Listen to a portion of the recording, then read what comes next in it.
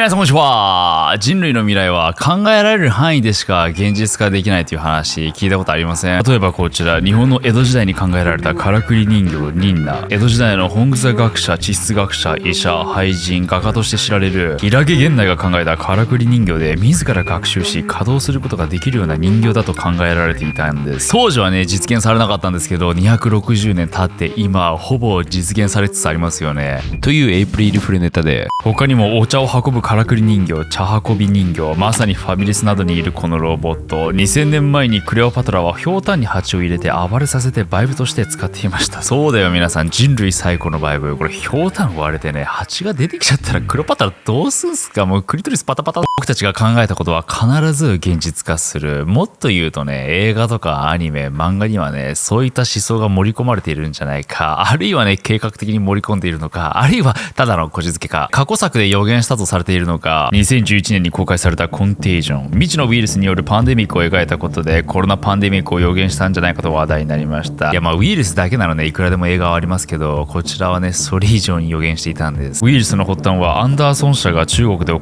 た森林開発によって住居を奪われたコウモリが人間の生活圏へと移り込んだことで始まったんです。ウイルスに関するデマが SNS に拡散される様子がね、描かれていたり、戒厳令を設けたことでデモが起こったり、まあシナリオはね、ほぼ現実と同じような展開だったんですね。ただ言うてこれぐらいだったら専門家とか導入したらね、いくらでも予測ができる。今日はね、もっと過激なこの先の未来を予言しているかもしれない作品を紹介していきたいと思います。いや、ただの予言ではないです。計画書です。1984年4月14日に公開されたブレインストーム。天才的科学者である主人公は知覚を他人に伝送するためのデバイス、レアリティレコーダーを開発していました。プロトタイプのテストでは主人公自身の味覚や嗅覚、聴覚などの主観的な体験をリアルに他人へ伝達させ、さらにはテープへの記録も可能なことが判明。それだけではなく、レアリティレコーダーは人の島でもリアルに記録することが判明し、デステープが登場。それを体験した人までも本当に亡くなってしまうことが起きるんです。しかし軍はこれを利用できると考えて大量のデステープを生産していくという内容になっているんですけど、まあね、普通に考えたら VR とかがもうここに値してるじゃないですか。現在この模擬体験に対し実際に痛覚や嗅覚、いわゆる五感を体験できるようなデバイスの開発も進められてて、今以上にリアルな体験はね、まあこの先もう5年ぐらいで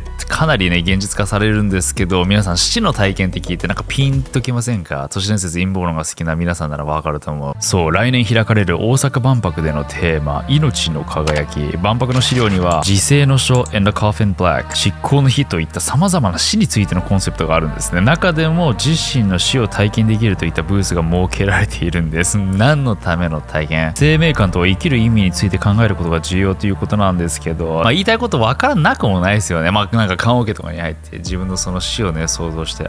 自分が亡くなったことを考えると今こうやって生きようってね考えるきっかけになるかもしれない。ただデステープがね量産されて実際の人が亡くなってしまった。これとね同じようなことが起きないといいですよね。特に来年災害とかいろいろ措置関連で言われてるじゃないですか。またこの作品作中で軍事技術について結構リアルに語られていて、例えばウランの発見によってレントゲンに用いられる X 線などが発見されましたけど、結果としてウランはねその後軍事開発に利用され、原子爆発の応用という分野を発展させていきました。今ではこの爆発を利用して原子力発電というエネルギー技術として僕たちの生活の中に応用されていますよね。だから今僕たちが使っているこういったエネルギーとか技術はねさらに応用されて、軍がねその最強版をねうん十年先に完成させるということ、なので僕たちが日常生活で使っているものも軍が応用してねさらにアップグレードしたバージョンにねするんですね。続いての作品は2011年にNASA が現実的な SF 映画1位に選出した映画なんです。なのでこの映画はねもう未来に起きること 100% 確実です。1997年に公開されたガタカ。近未来の世界では人間は DNA によって適正者と不適正者と分類されるようになっていました。要は見た目が良く健康的な遺伝子を求めて、適正者は体外受精、逆に自然妊娠で生まれたね人間は遺伝的欠陥があるとみなされ、不適正者に。主人公は自然妊娠で生まれ、心臓疾患 99%、 推定寿命30歳と診断されてしまいます。そこで彼は優れた遺伝子を求めるんですけど、NASA がお墨付きなだけあってかなりリアルに今現実化されつつありますよね。そうなんです皆さん、これねみんな要はデザイナーベイビーに移行しちゃってる世界なんですね。僕たちのこの自然妊娠がイレギュラーだということ。最近では愛犬の DNA からクローンを作るビジネスが展開されていたり、いや会いたい気持ちはわかるけどさ、また人間の臓器移植を前提として遺伝子操作された豚が誕生したり、映画画のように人間の DNA を改変する世界線はかなり近づいています。確かにこの優生思想っていうのは今の社会でもあるので、近い未来ね、技術が本当に進歩したらみんなそっちの方向に行く可能性はかなり高いと思うんですよ。ただね、皆さん忘れちゃいけないのはこの映画のメッセージ性でもある、その決められた遺伝子をも超越する人間の心の部分。作品の中にメッセージが込められてるっていう意味では皆さん知ってます？未来型エンターテインメントスターアイランド、2017年にお台場からスタートしたプロジェクトなんですけど、ただの花火大会ではなく100分あるストーリーを立体音響、レーザー照明、1000機のドローンショーなどで展開される未来型花火エンターテインメントショーなんです。今回秘められたストーリーは Life is a Journey、 人生は旅というコンセプトで、誕生、夢、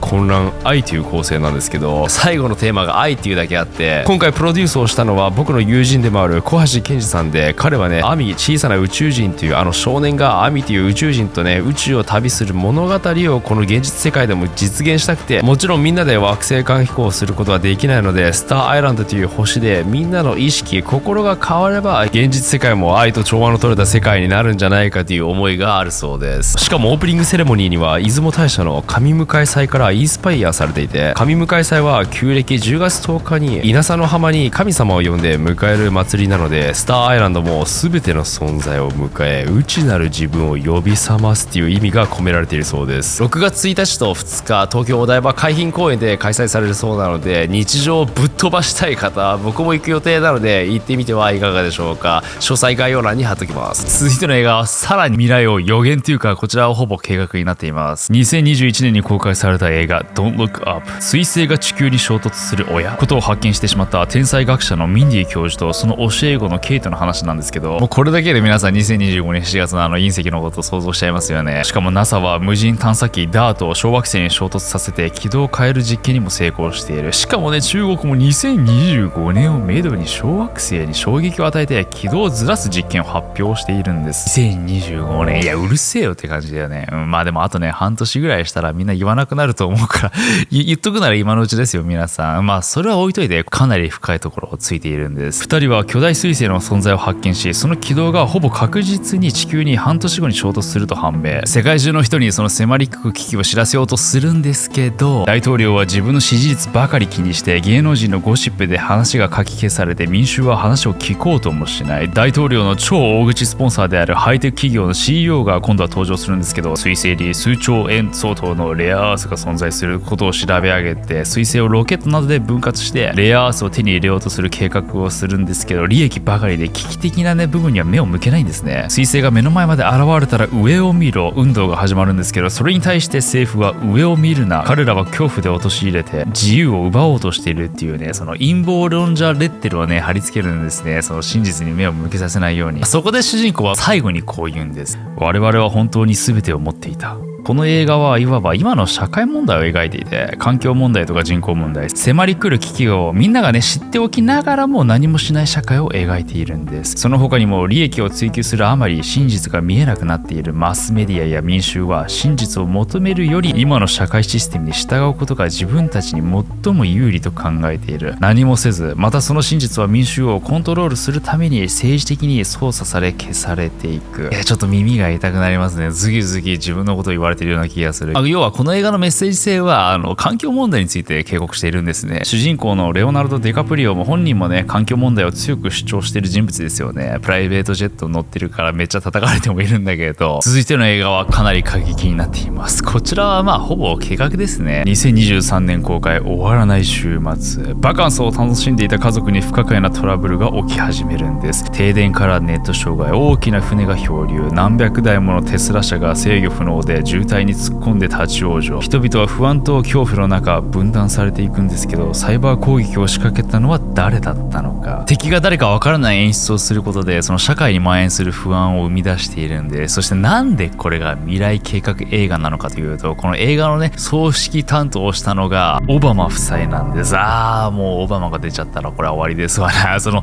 オバマがね作り出した世界はこうです。ネタバレ全開でこの映画の中に盛り込まれたメッセージを皆さんに紹介しますね。ね。赤い紙、作中赤い紙が降ってくる演出があるんで、その赤い紙にはアラビア語でこちらの言葉に注意を払ってください。我々は史上最も危険で破壊的な爆発物を所有しており、我々はあなた方の土地でこれを使用します。あなたの土地の平和的明け渡しのため抵抗するといったことを阻止してくださいと書かれているんですけど、アラビア語となると、中東とかあの辺をみんな想像するじゃないですか。ただところどころ綴りが間違っているようで、プロパガンダや偽旗的な要素を表しているんですね。実際に作中で陰謀論者のようなね、隣人が赤い紙に同じ赤いビラを拾ってアジアの言葉が書かれていたので、中国か韓国だろうと推測するんですけど、敵が誰かわからないようになっているんです。軍事計画、バカンスを楽しんでいた別荘の家主がやってくるんですけど、その家主スコットは投資銀行家としてハイエンドクライアントを相手にしているんですね。そこに軍事関係者や世界の富豪たちもいて、ある恐ろしい軍事計画を聞かされたと語るんですけど、それがね、妙にリアルなんです。それはこういったものでした。その軍事プログラムはシンプルな3段階の作戦で、その国の政府を内部から転覆させることができるというものだった。第1段階は孤立、通信や移動手段を破壊し、人々から情報を奪うことで隔離を余儀なくさせる。第2段階は多発するカオス的な状況や誤報で恐怖を与えることで、人々は互いに敵対視し始めます。そして第3段階目はおのずと起きるクーデターや内戦、そして破壊。このプログラムは国を不安化させる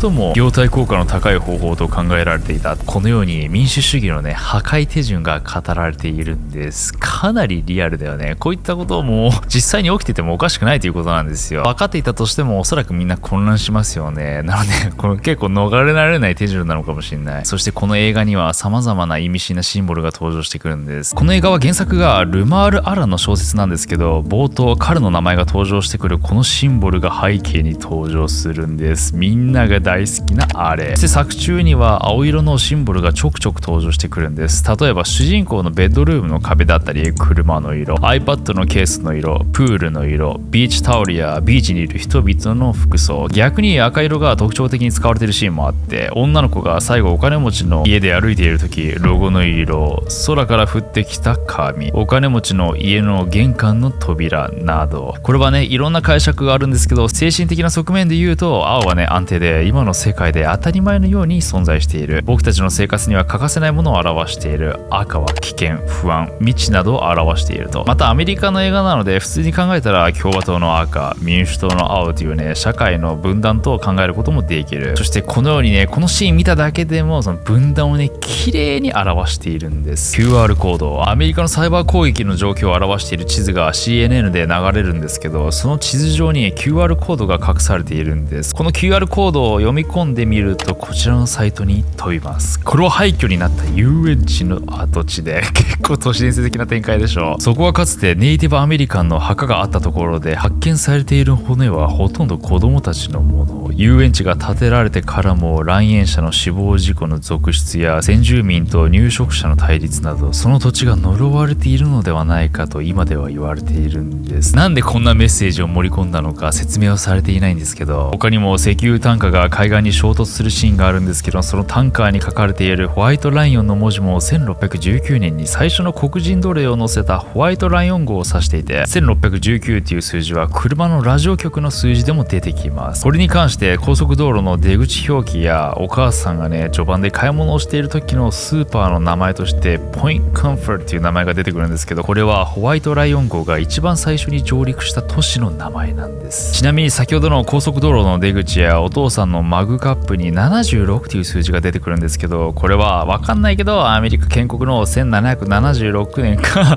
イルミナティのね建国の年も同じなので、どちらにしてもちょっと意味深な数字なんじゃないですか。そして最後、最も映画のね重要なメッセージになってくるのが鹿の存在。最初は数頭単位で家族の前に現れるんですけど、理解できないものとして追っ払ってしまいます。最後は鹿の大群が現れるんですけど、この鹿が表すものはいろんなメッセージがあるんですけど、今日ピックアップするのは2つ。協力し合うこと。鹿は何度も家族に近づき交流しようとするんですね。人間たちはそれを拒みます。このテーマは作中何度も描かれてて、主人公のアマンダは人間大嫌いとね家主に対して敵対視して信用しようとしないんです。そして鹿は自然で生きる動物ですよね。今までの世界では人類と自然がうまく共存できない世界でした。存続を求めるなら共存する必要があるというメッセージ。実際最後鹿のメッセージを受け取ることができた少女は地下バンカーにたどり着くんですよ。なのでまとめると、この映画、アメリカという土地は先ほどの遊園地みたいに呪われた土地に築かれた国で、その土地の上で今でも差別や分断を繰り返している。手を取り合って自然と共に協力することで生き残ることができるんじゃないかと。あるいはもちろんね、敵が何かわからないって言ったじゃないですか。何と戦ってるかわからないんですよ。そしてアメリカではね、今年大統領選が11月にあります。なので起きるかもしれないシナリオとしては内戦。